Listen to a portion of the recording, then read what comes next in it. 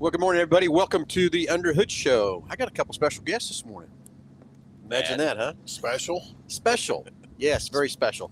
Hey, we're coming to you from the fairgrounds, and yes, it's Saturday morning. Yeah, this is supposed to be a call-in show. We'll gladly take your calls, but I don't think we have the phone set up. Gus will get that phone set up here for us a little bit, and we'll get some phone calls rolling in here in just a little bit.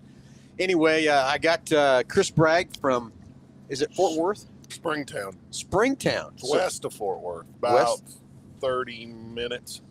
Yeah, okay. And then I got my son Jake here. Both of those guys raced last night here at the fairgrounds in the Heartland versus the Revival late model series. And so we'll go through that whole thing today too. But again, if you want to call in something about your car, it's really unique because Chris owns a repair shop too. So maybe Chris can help chime in and help tell people how to fix their cars as this show started way back.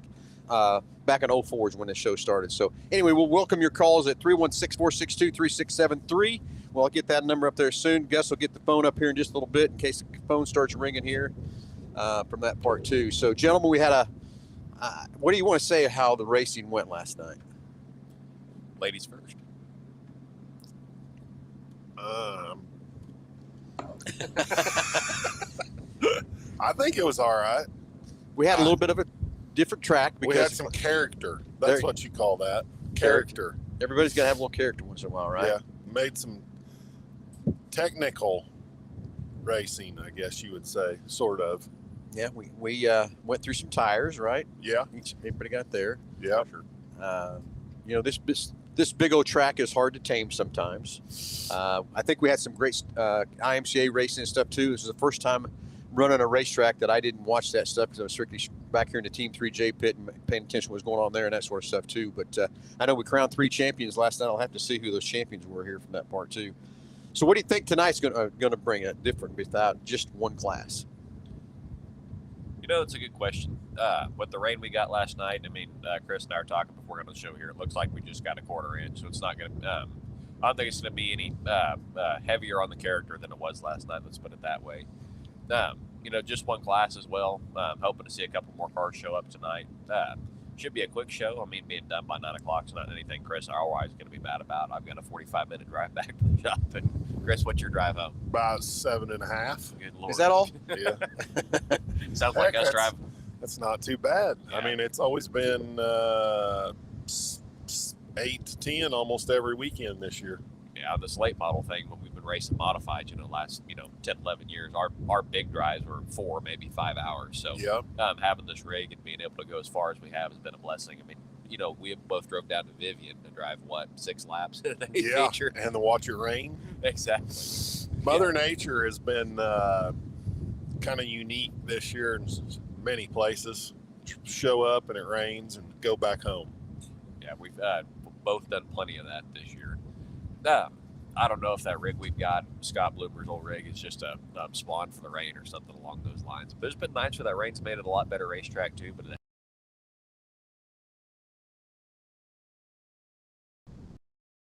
this weather's kind of mean and the cooler. In only one class, I'm sure it'll change your race. I've never raced here until last night. That was the first time in my 33 years of racing. That was the first time I've ever raced here. Well, Chris, let's go through your history of racing. Since you've been racing that long and everything else from that part, let's tell the listeners and watchers, what's your racing career? How did it start? When did it start and all that? Started funny. I started racing 3-wheelers back when I was like 12 and 13 years old. I was born and raised in Kearney, Nebraska. Lived there till 88, till we moved to Texas. I raced some motocross 3-wheelers and motorcycles a little bit. And then when I graduated in 90, I got my first race car. What was that? It was a Camaro.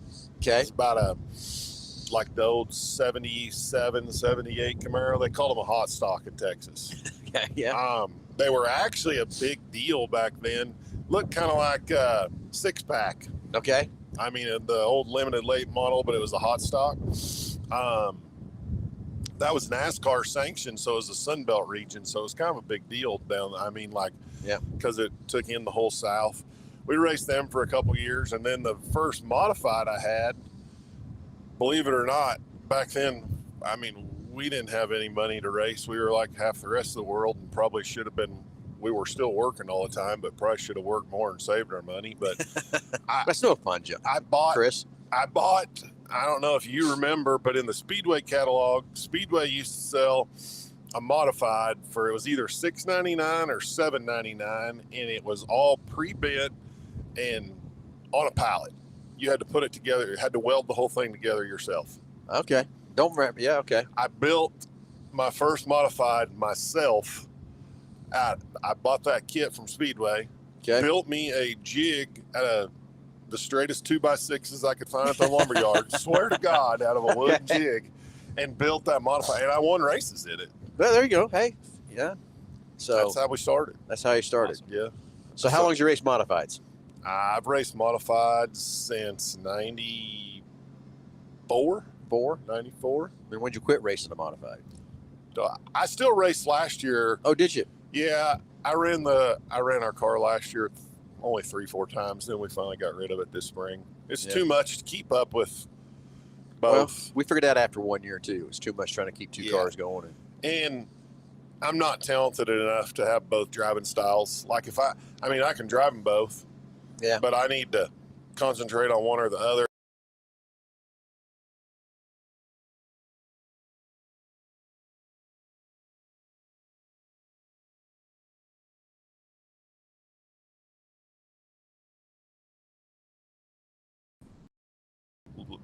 After racing the modified for that long, do good to get in a model and want to just twist it sideways and not drive it straight. I get yelled at a lot for trying to be too straight.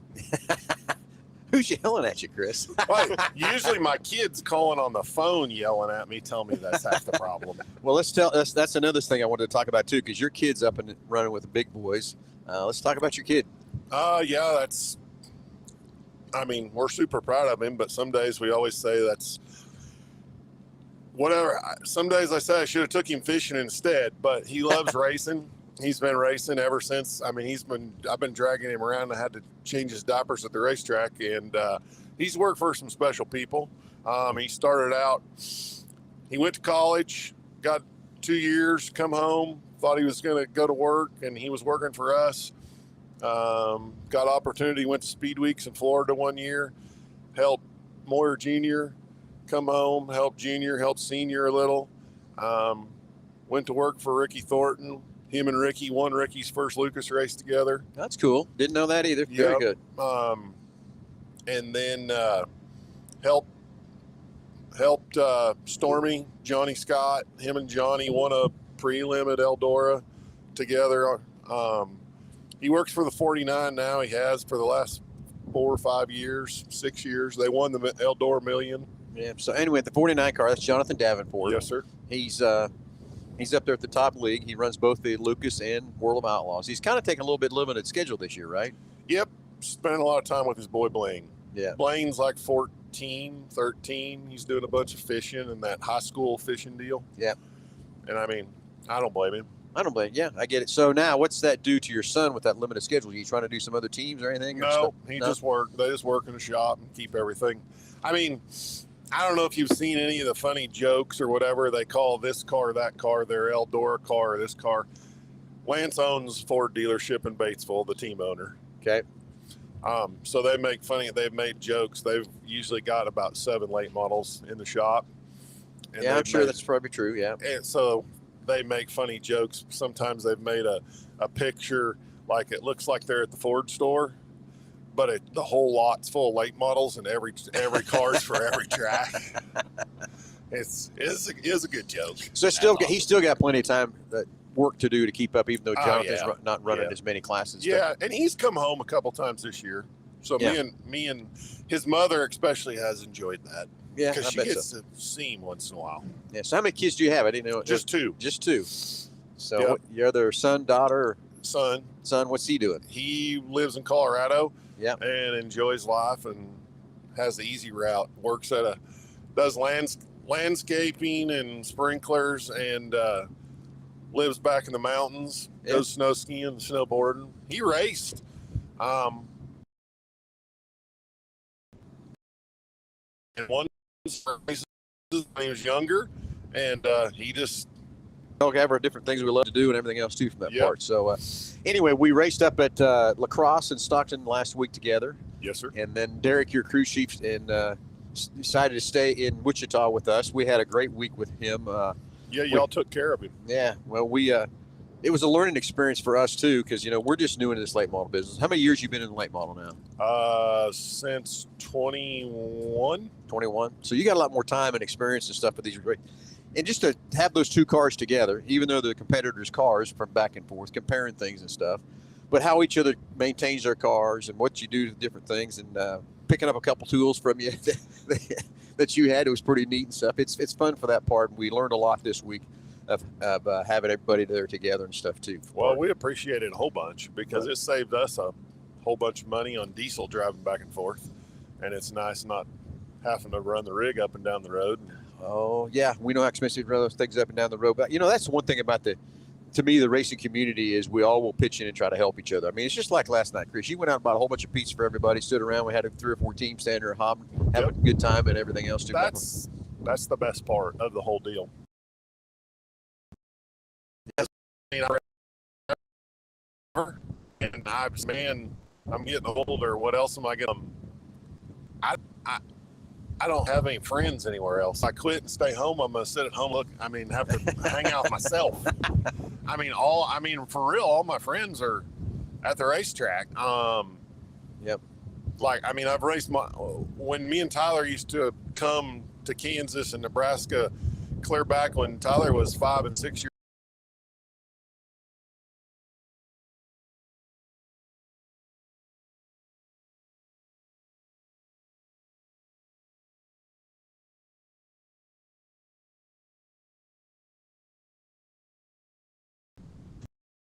A long time ago, you used to go to North Platte. One night it was 5,000 to win, and then Colby was 5,000 to win the next night. That was 25 years ago. Yeah. Me and Murray and Wallace, and everybody used to, half the guys running.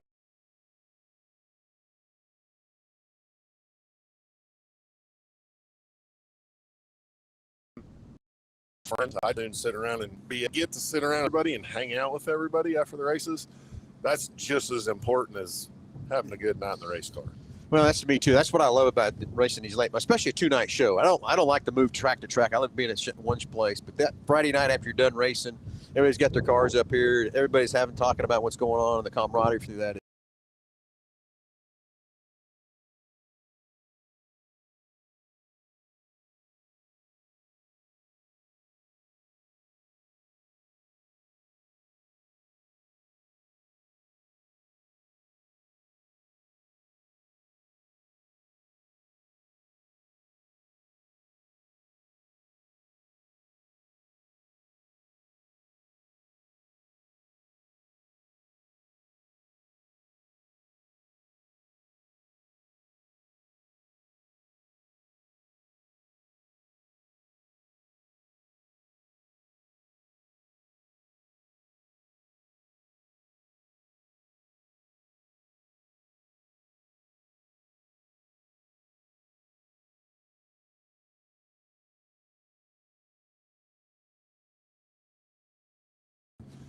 Yeah. Good parking lot. Keep tell on you, going. I know that toter. I didn't really. I knew it was going to be convenient, but I didn't know it was going to be that convenient, and that's much better to have that thing, just to make the trip so much nicer. It makes all the difference in the world. Hate to sound bougie, but I don't know if I'd go back to the races without it anymore.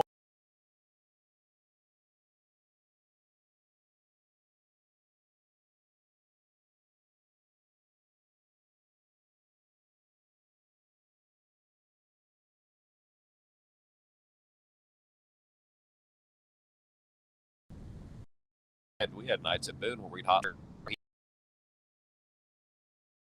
It's a comfortability through the day, much less the ability to stay there and not have to chase hotels and back 40 minutes to the racetrack. So we were driving minutes each way, once, sometimes twice a day, just to get to the race. Yeah, I remember doing all the work. I remember those days very well.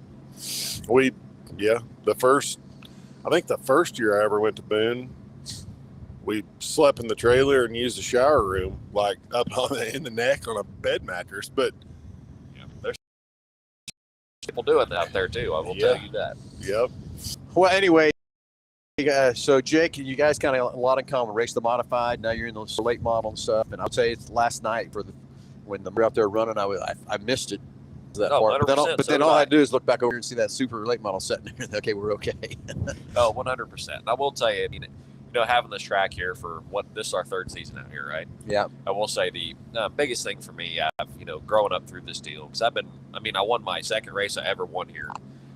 We stuck at the fence in hot laps and only made the A feature. I was pretty proud of that one. I'm still proud of that one to this day. But the biggest thing for me that's been cool to watch is this place has grown, and we've put really good track prep and good time and effort into this place. Is how much better the racing has gotten. I mean, like Chris, when we were racing modified here, like when I was growing up and through here running like the nationals and that kind of stuff too, it was the heat races were dirty and you ran around the bottom. It's just how the heat race, how everybody redrew, and the rest is history. I mean, the modifieds were up there bouncing off the wall in turn one, running lip, and then running down the hill and racing and throwing sliders. It was awesome. I mean, I'll be the first to tell you, I was missing my modified pretty heavy last night. It cleaned up. Yeah, it did. You should have Iron Man did and raced them both last night. Put me back in a car. I'm begging you here. I'd love to have a modified here just to run this place. I mean, if I could have a modified just to run this deal on its own, I would love to. But the same conversation, just like you were talking about before, the ability to be really, really good in one car, average in two, I'm going to pick really good in one all day long. There's moments, 365 days, 2 or 3 days a year where it's going to suck, but the other 363, I get over being pretty solid. A super late model, I'll take that all day long. It's a lot more demand. It doesn't wear you out, but it's more demanding. It's mentally, it's so much more mentally taxing in these cars compared to the modified, because you're watching air so much harder, and these cars just don't have what I always call vertical drive, driving the tires in the ground like the pull bar cars do. So, I mean, that was my struggle last night because we traded spots. I started 5th and finished 7th. You started 7th and finished 5th. Yeah. I didn't realize you were inverted like that. We sure did. Yeah. But I mean, the hardest thing for me, like when it's hooked up over like 3 and 4 I'm great. If it's sealed off and black, or even the rubber, or if it's moistured up, I'm great. But the one place that struggles when it's dirty, that crummy stuff, man, widen out that racetrack. You're going to have a little bit about that the first day or two. You widen the racetrack out like that. But that's the one place I struggle. So that's what we're going to tune on today. Figure out what I can do to make it a little bit better. I've got a couple ideas, but that's the biggest thing about these cars. This thing's easier to drive than a modified. When we say easier, it's easier to get around the racetrack, but it's much harder to be fast in this car than it is being a modified. I feel like they're easier to drive, but a modified you could, whether it be here, you could race 10 laps. You'll know what I mean by this. Some people, and basically take a break or take a lap off or readjust, or as the racetrack slows down, you could slow down a little bit and you try to keep your car straight. And what I figured out with a late model, it's different. You've got to drive a late model as hard as you did on one when it's latched up. A perfect late model, or if you got your car right, you drive it as hard on lap 1 as you do on lap 20 or lap 30. I feel like you don't ever slow down. That's 100%. It's different. It's like that. It's like that race at Lakeside that we picked up. I mean, I've told that story to a million people now. I'm not going to lie. I'm pretty proud of that deal. But I mean, I didn't lift my foot off the throttle for 25 laps. I mean, I was driving that thing as hard as I possibly could the entire time I was out there. And it feels like the harder you, like in the modified, there's a lot of finesse, breathing on the throttle, keeping it up with the brake floater. I know IMC killed those off for 2020. Oh, man down. Man down, camera down. I'm sure they can still hear us. Kansas win. Never fails us. But to the same conversation, though, those modifieds have so many where you breathe on the throttle, and just like you said, I've never heard it better. I mean, you can almost take a lap off. You need to catch your breath, catch your brakes and get going. Where the late model doesn't permit that, and that's a lot that comes back to that mentally taxing point of the conversation. I mean, we just have to hustle all the time, and I feel like that's made me a lot better driver. And last year when we double dutied it a little bit, I will tell you, I feel like I'm a significantly better race car driver now than I was last year. But there's a lot of stuff I took out of that late model that I had to translate to the modified shows we did run, and made us a significantly better modified driver that time too. Yeah, it makes you a lot better driver. I had this conversation with my wife a while back. She was giving me a hard time. I mean, we've had a real good night. We've only won one at Lawton this year. We've been close a couple times, been the first loser a couple times, but she's like, "What's the deal? How come you're not winning more? You should win more." Like, modified days, you win. I mean, there's years we won 25, 28 races or whatever, and then it slows down to 13. But with the late model, for me, it's just a couple a year. But I feel I've had to, the older I get, I have to work harder at it. I've had to stay in shape, lose weight. I mean, it works on you. It's a lot of work. I mean, that's been the biggest thing for me too. Is, I mean, the forces that are on your body, these cars going as fast as we are. I mean, because lap times for us, like I remember watching the modified lap times last night. They were in the 27-second range, where we were in qualifying in the 20 to 21-second range. Anyway, everybody, sorry for the camera action. Our best IT guy in the world's here helping us, Gus, and the camera fell over. I think we might have ruined the camera today. The wind doesn't blow in Texas. Kansas, does it? Never. So everybody be patient here. Gus is trying to get his phone up. I'm going to get a picture back up here shortly. So Gus is mad at me because he had to put it out there and want to stand in the trailer. He didn't want my big black rig in the background is what I didn't want this morning. So, but anyway, that's as I was going to say. But watching you guys drive these late models is if you do slip up and take a break for one lap, you're going back 3 or 4 spots. Yeah.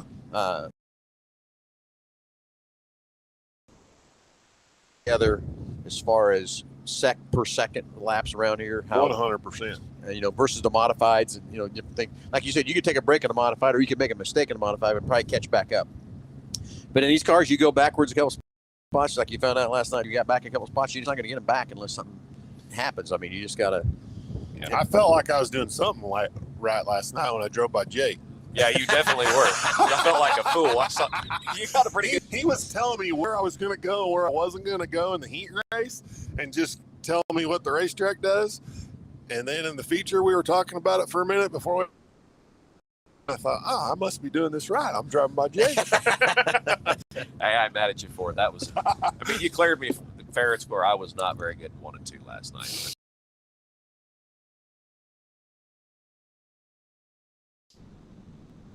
I mean, hats off to you, man. You got me beat. I'm excited to come back tonight. It was fun. Oh, absolutely. I'm excited for tonight. I'm intrigued to see if we'll, with only one division, it did start to latch up a little bit there in the heat races. So I'm hoping to do a little more slicing and dicing in the heat race, trade some sliders, do kind of that kind of fun stuff. I think it'll be a different animal. Oh, absolutely. I think it will be too. The guys slept late last night. When I went to bed, they were still working on the racetrack, and that little bit of rain that come through this morning, I think is going to help. These temperatures, like you said earlier, Chris, I think is going to help.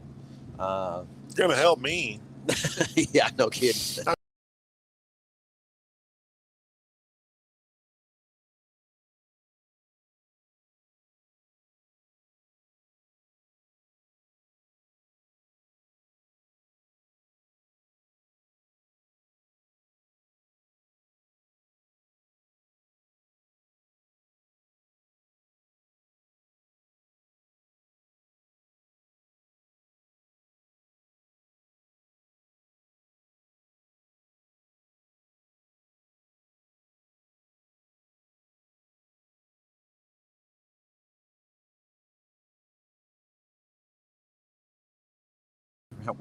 About 30 minutes apart.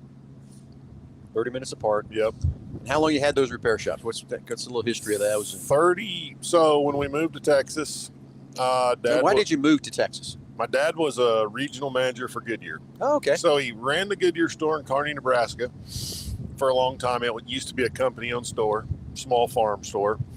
Then they made him like a ASM where he called on a lot of other dealers and everything and promoted him. Then they gave him opportunity to go to Texas, the Dallas region down there. That was when I was a junior in high school. He said now or never. I mean, you never pass up a big opportunity. And, of course, we were in the middle of Nebraska, and I don't think we would have ever made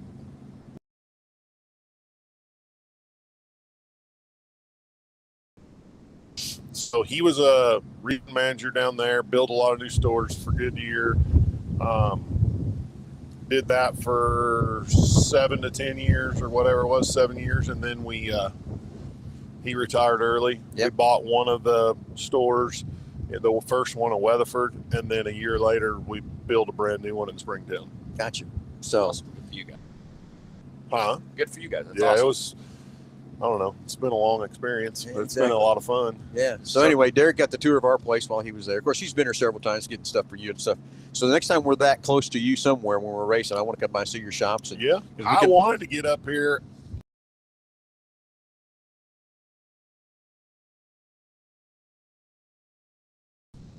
Back to work, but I wanted to get back up here.